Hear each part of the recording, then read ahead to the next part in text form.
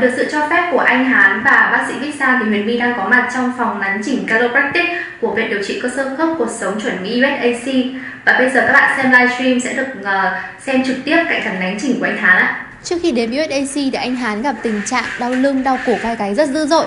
Và tình trạng này gây ra bởi bệnh lý là thoái hóa đốt sống cổ C5, C6 và đốt sống lưng L2, L3. Thậm chí anh Hán gặp tình trạng mọc gai xương ở hai đốt sống lưng này ạ.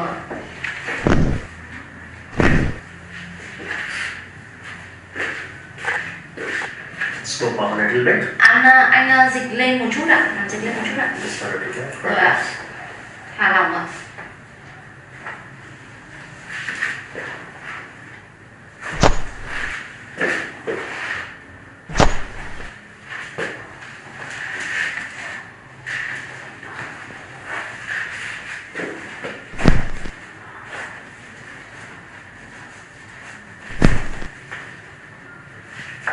Take a side turn. Dạ, anh nằm nghiêng nhìn về phía bác sĩ ạ.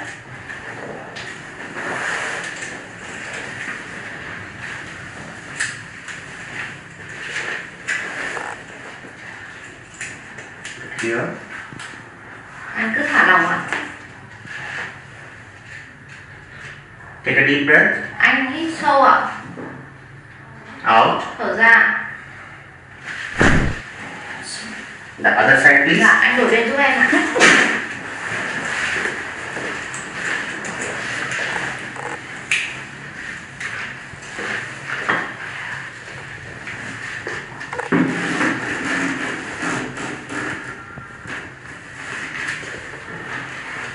Sit here. Relax, relax. Anh cứ thả lỏng hoàn toàn ạ.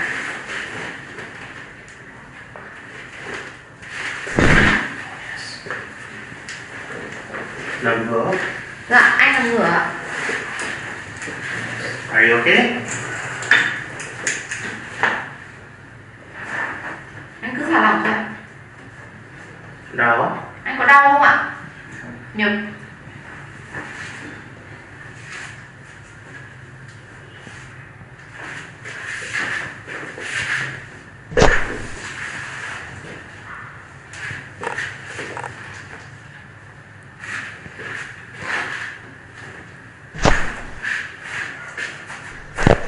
So take a side turn and sit now. Dạ, anh sẽ nằm nghiêng vào một bên rồi từ từ ngồi dậy giúp em.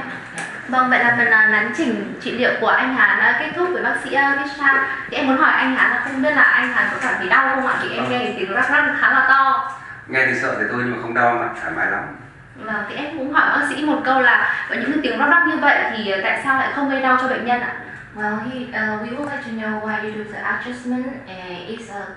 It causes the crack sound, and why the crack sound doesn't hurt the patient. Yeah, when we give high velocity thrust to the joint, the air bubbles are released. That's why we hear crack sound. It's not like cracking of any bone or any internal structure of the spine. So nobody needs to get scared of these crack sounds.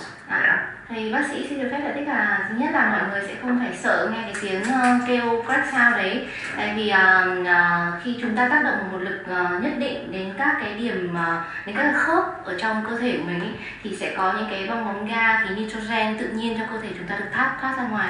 Thì đấy mới là cái gây nên cái tiếng crack sound đó. But I have a suggestion. Nobody should try this from himself or herself. Otherwise it may be dangerous. Và bác sĩ cũng khuyên mọi người không nên tự bẻ tay hay là vặn cổ hay là vặn vai gì ở nhà, vì cái đấy nên là để người có chuyên môn làm. Vâng, và đây cũng là câu hỏi mà rất nhiều bạn khán giả đang xem livestream đặt ra cho bác sĩ. Và mọi người cũng muốn hỏi một câu nữa là không biết những động tác vừa rồi bác sĩ có thể giải thích rõ hơn về công dụng của động tác đối với bệnh tình của anh Hán được không ạ? Could you please explain the affection of the adjustment you just do on his spine and how it's helping to different? The whole motto, the whole idea is to treat the misalignment of the spine. If there are vertebrae that are not on their actual place, so there are chances of nerve irritation, and nerves supply to all our body. So our whole motto is to treat misalignment of the spine only. Thì cái nguyên lý cơ bản nhất của việc nắn chỉnh đó chính là điều chỉnh cái sự sai lệch của cột sống, tức là đưa những cái xương sống nó ở sai vị trí về đúng cái vị trí của nó để không làm áp lực lên dây thần kinh, là ảnh hưởng đến cả cơ thể đó vậy. How do you feel now? Dạ, anh cảm giác như thế nào bây giờ ạ? Move your neck. Quay lại Does it feel better than before? Anh có cảm thấy nó thoải mái hơn trước khi mình làm nắn chỉnh không ạ? có thoải mái rất nhiều mà. Yeah, I feel way better. Yeah. Yeah, and I want you to walk for a Anh bit. có thể đứng lên rồi đi Check your lower lại. back. Đi lại bình thường ạ, đi lại như lúc bình thường mình đi thì anh đi vòng quanh cái này cũng được ạ. Anh cứ tự nhiên ạ.